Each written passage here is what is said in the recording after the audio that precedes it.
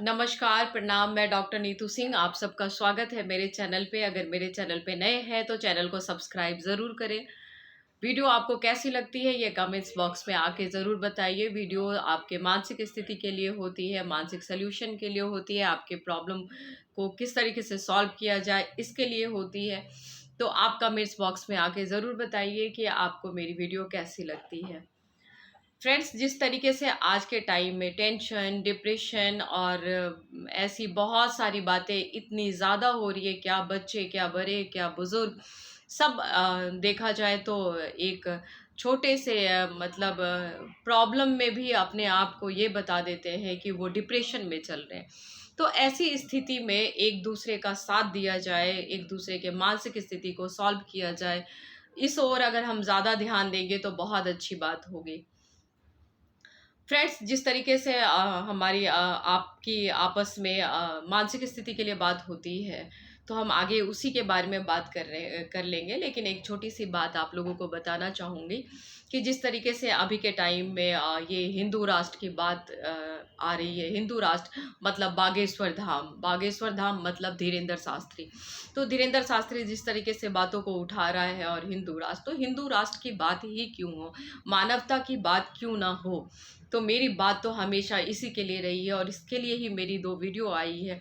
जो यहाँ पे भी आके कमेंट्स बॉक्स में कुछ लोगों ने ऐसे करके बोला कि क्या लैंग्वेज और क्या ये यूज़ किया है। वही यूज़ किया है जो संविधान हमें बोलने की आज़ादी देता है। जो आप सोचते हो और जो आपके विचार होते हैं वही आप प्रकट करते हो। मैं आप लोगों के लिए डिस्क्रिप्शन बॉक्स में उस वीडियो का लिंक ज़रूर छोड़ूंगी। आप लोग ज़रूर देखना उस वीडियो को, क्योंकि हम अभी जब हमारा भारतवर्ष इतना उन्नति कर रहा है, जब आपस में हमारा मतलब एक ही तो नारा है, सर्व धर्म समभाव। तो अभी सर्व धर्म समभाव को अगर हम मानते हैं तो हम जातिवाद पे क्यों जाए। हम इस तरीके से हिंदू राष्ट्र की ही बात क्यों करें, हम मानवता राष्ट्र की बात क्यों ना करें, हम इंसानियत की बात क्यों ना करें।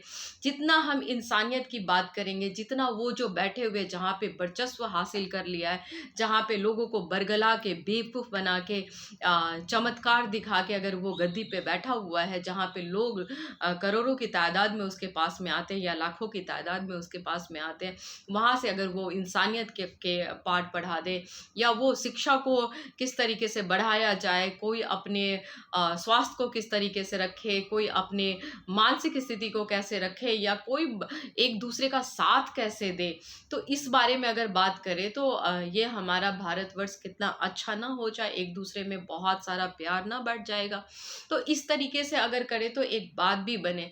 क्या ही लोगों को बेवकूफ़ बनाना, ये जो एक पर्ची निकालना और 4 लाइन बोल देना, ये क्या मतलब है। और आप सब समझदार हो, मैं तो बार-बार कहती हूँ कि आप सब समझदार हो, क्या आप लोगों को समझ में नहीं आता।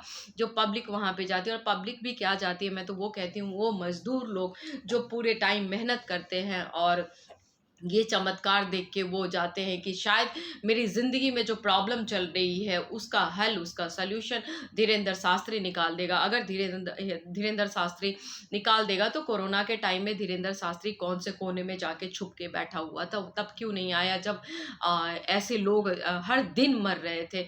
आता, चमत्कार करता और लोगों को बचा लेता।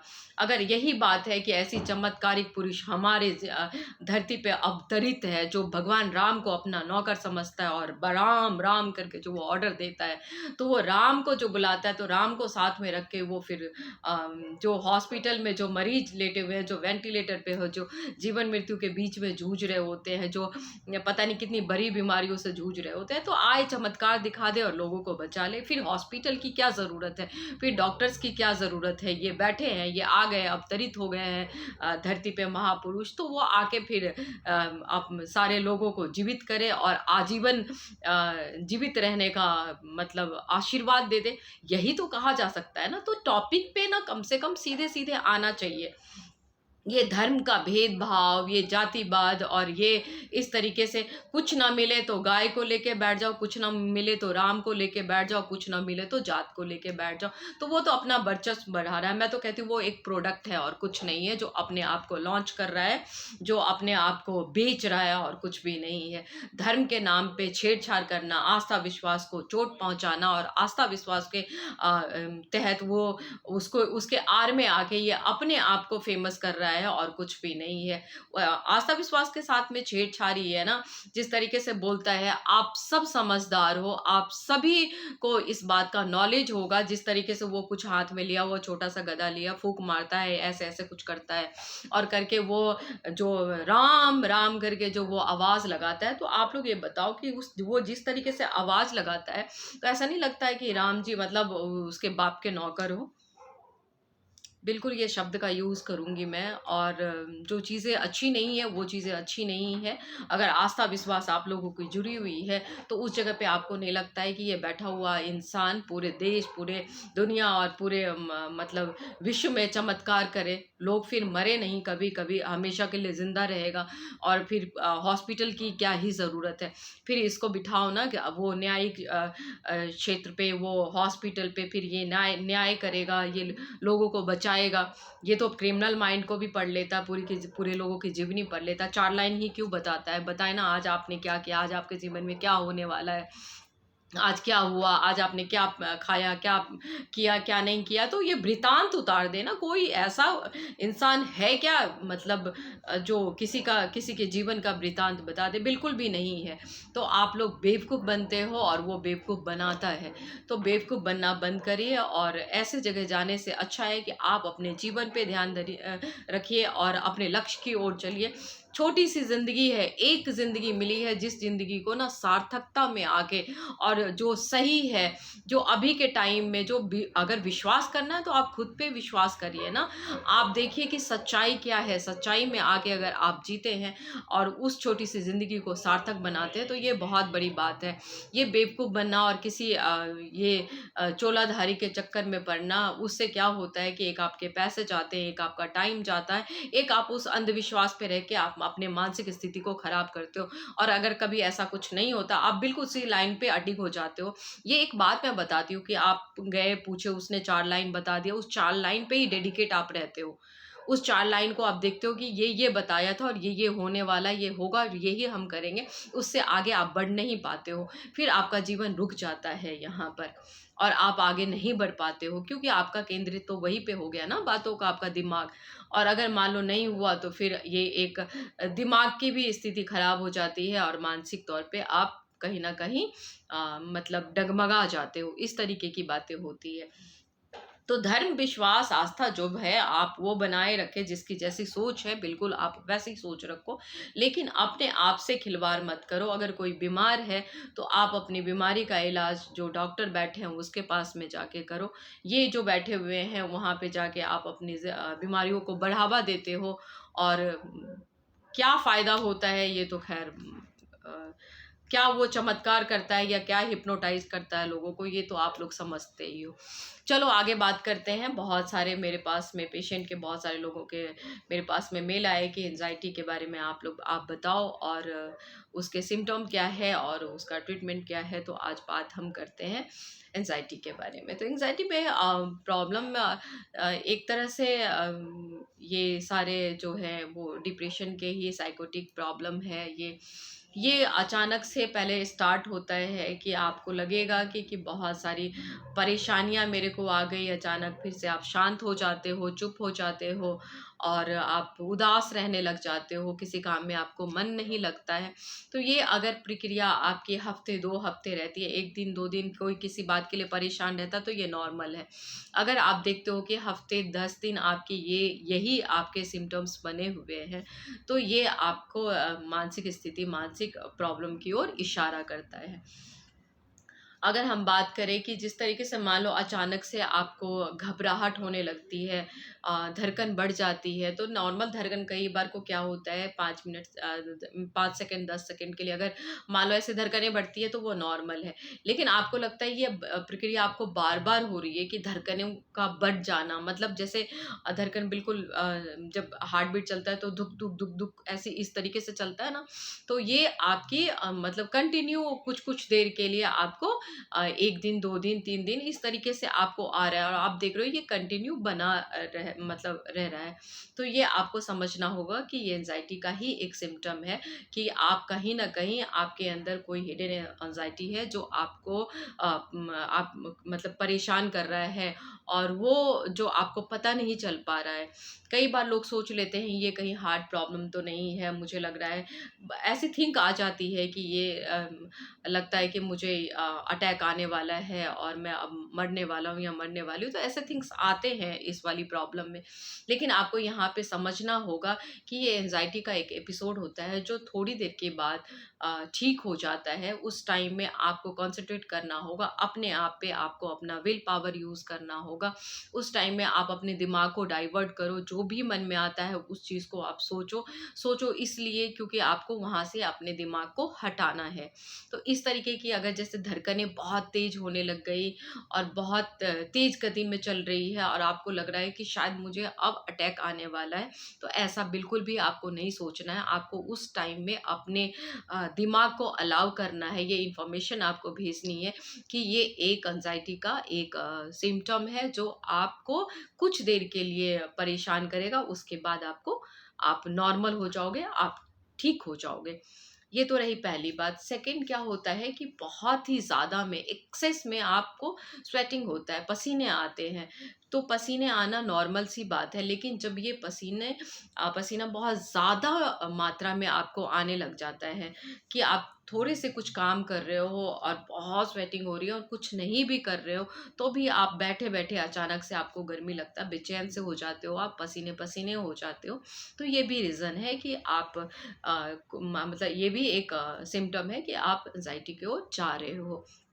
तो ये हो गई आपके तीसरे में तीसरा रीज़न कि जो सिम्पटम होते हैं उसमें आप देखोगे कि आप कुछ भी नहीं कर रहे हो, लेकिन आप थके हुए हो, लेटे हुए हो, आपको मन नहीं कर रहा है जबकि आपके पास काम है। आपको पता है कि आपको कोई प्रॉब्लम नहीं है, फिर भी आपको लगता है आप बीमार हो, पैरों में दर्द हो रहा है, हाथ में दर्द हो रहा है, सर में दर्द हो रहा है, बहुत बेचैन हो, करवटें बदल रहे हो, परेशान हो, बेचैनी सी लग रही है, उठ नहीं पा रहे हो, बहुत कमज़ोरी आ रही है।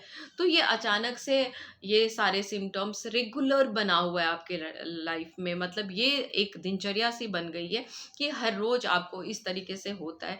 आपको पता है उठ के काम करना है, लेकिन आप चाहते हो और चाहते हुए भी आप नहीं उठ पाते हो। तो ये आपको समझना होगा कि कहीं ना कहीं मतलब ये एंजाइटी आपके दरवाजे पे दस्तक दे रही है।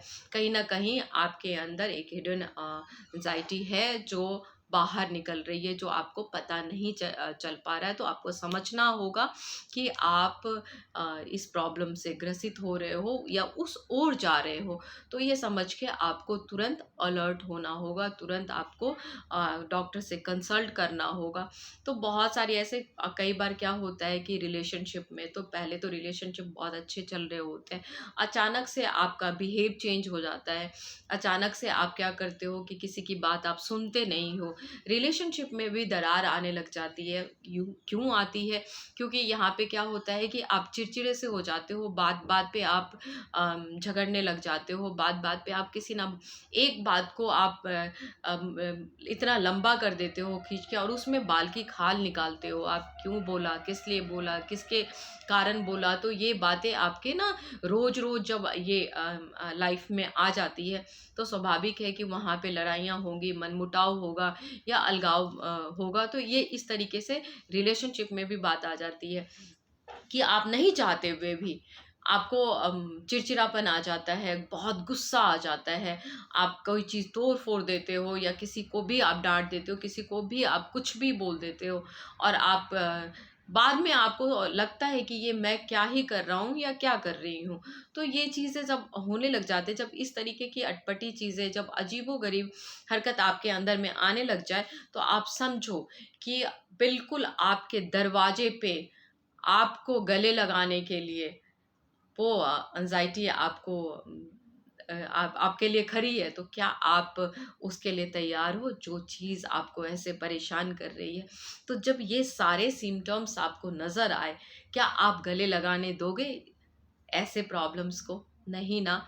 तो इसके लिए आपको क्या करना होगा, जब आप ये सारे सिम्पटम्स देखते हो कि आपके अंदर में ये सब कुछ आ रहा है, कि बेवज़ह धड़कनें बढ़ना, बेवज़ह बहुत ज़्यादा पसीने आना, बेवज़ह थकान होना, और बेवज़ह आप देखते हो किसी से भी आप लड़ाई झगड़े कर लेते हो, किसी से भी आप मनमुटाव कर लेते हो, बेवज़ह आपके अंदर उदासपना, मतलब आप उदास हो रहे हो, बेवज़ह आपको लग रहा है अब ज़िंदगी कुछ है ही नहीं, लाइफ में कुछ है ही नहीं आगे में, जबकि आपकी लाइफ में सब कुछ है।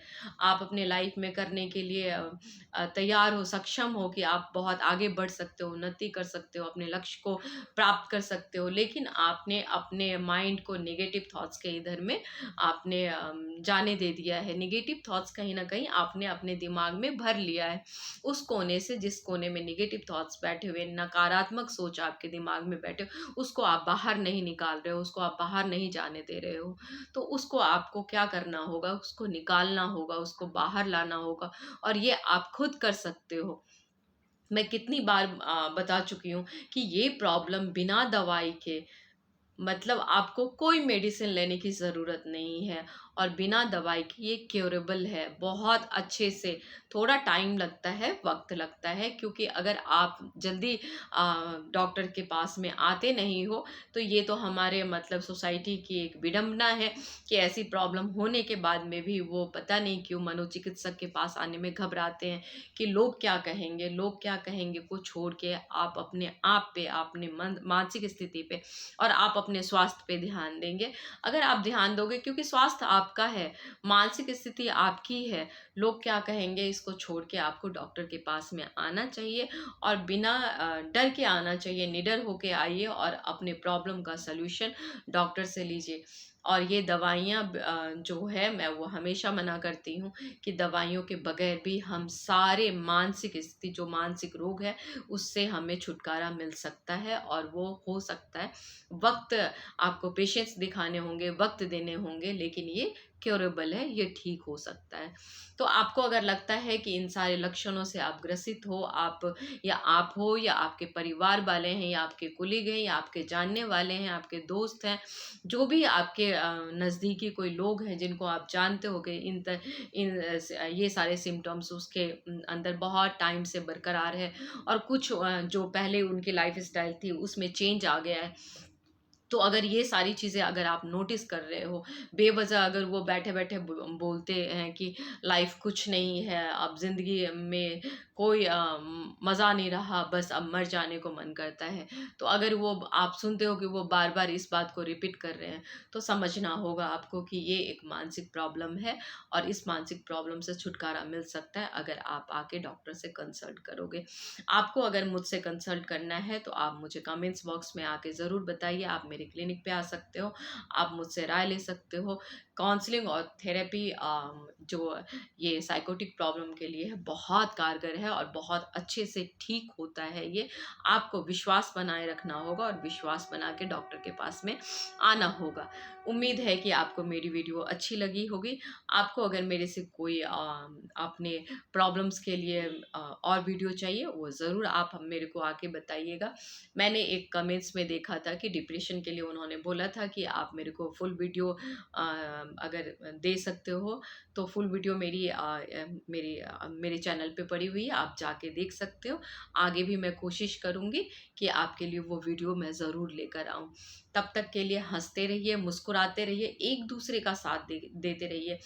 जिए तो मानवता के लिए जिए, जिए तो इंसानियत के लिए जिए, क्योंकि हम इंसान हैं, और छोटी सी ज़िंदगी है, छोटी सी ज़िंदगी में एक अच्छे से कर्म करके जाना है।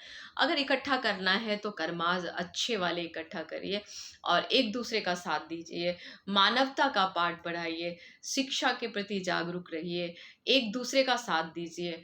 अगर आप इस तरीके की बात करेंगे, अपनी माँ बहनों की रक्षा करिए, अपनी माता का रिस्पेक्ट करिए, वो बहुत बड़ी बात है। जो दुनिया में हो रहा है, जिस तरीके से बेटियों के साथ अत्याचार, दुर्व्यवहार हो रहा है, तो उसको उसके लिए जागरूक होइए, उनको बचाइए, उनका सम्मान करिए, उनका आदर करिए। तो ये बहुत बड़ी बात है। मिलते हैं अगली वीडियो में, हंसते हुए, मुस्कुराते हुए, एक दूसरे का साथ देते हुए, क्योंकि जीना इसी का नाम है। और डॉक्टर नीतू सिंह का वीडियो देखते रहिए। तब तक के लिए आप सबको मेरा प्रणाम, नमस्कार।